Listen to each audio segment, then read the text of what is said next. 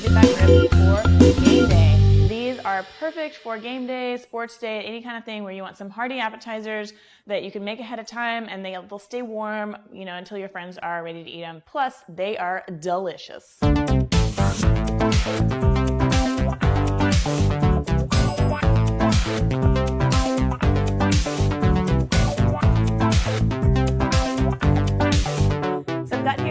Of baby back ribs, a rack of baby back.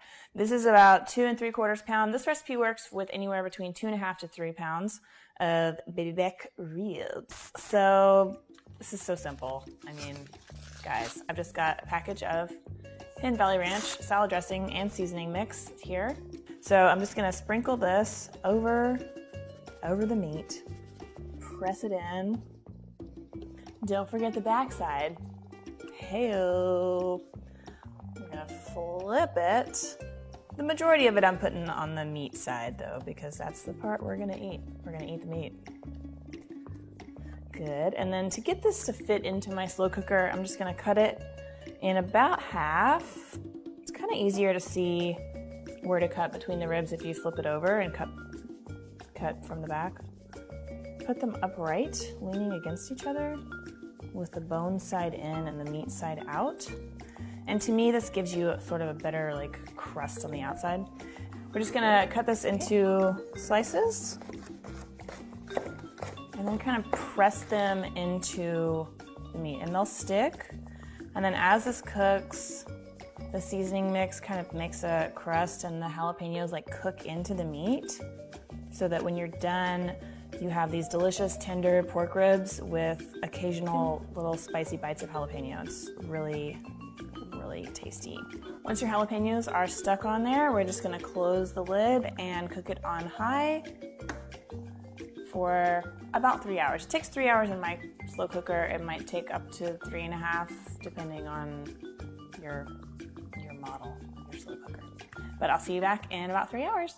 Okie dokie, Smokey, it has been 3 hours, so we can turn slow cooker off. So the ribs you can see are really tender. I'm able to like bend them easily, but they're not falling off the bone. I feel like people use that phrase a lot, but that is actually a little bit overcooked. Put it on a baking sheet. Of course, you could eat them right now. They smell amazing, but I'm gonna put them under the broiler for a few minutes just to get a little bit of a brown crusty on them. Just get a little bit of these juices and pour it over the top before we broil.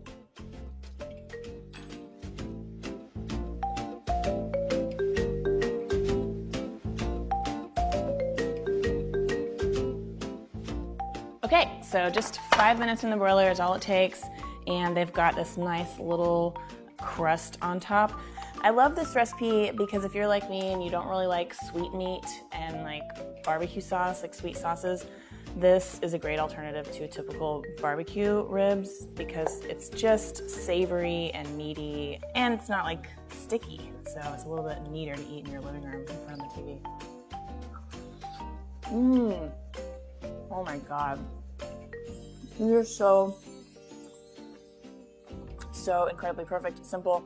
Once in a while, you get that nice bite of jalapeno pepper in there just to perk you up, make sure that you're still awake after all those beers you drank. For more party and game day recipes, head on over to hiddenvalley.com/recipe. And as always, all of my recipes are available at highlycooking.com. Thanks so much for watching, and I hope you all have a great game day. Bye!